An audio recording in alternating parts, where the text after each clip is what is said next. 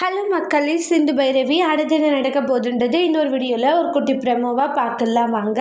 நம்முடைய ஸ்னேகா சிந்துவை வெறுப்பேற்றிக்கிட்டு இருக்காங்கன்னே சொல்லலாம். என்ன சிந்து பார்த்தியா, கடைசியில் உன்னுடைய நிலைமை இப்படி ஆயிடுச்சுன்றாங்க.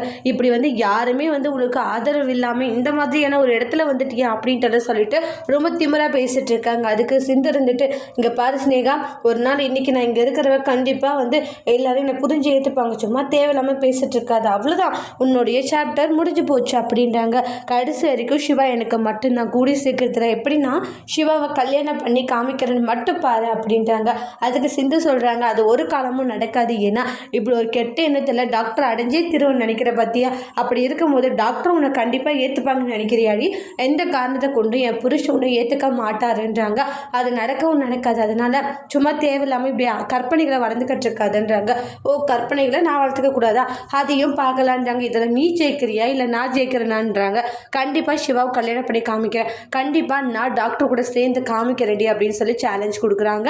இதில் யார் ஜெயிக்க போகிறாங்க, சிந்துவா இல்லை ஸ்னேகாவான்றதை அடுத்தடுத்த வீடியோவில் நம்ம வெயிட் பண்ணி பார்க்கலாம். தேங்க்யூ.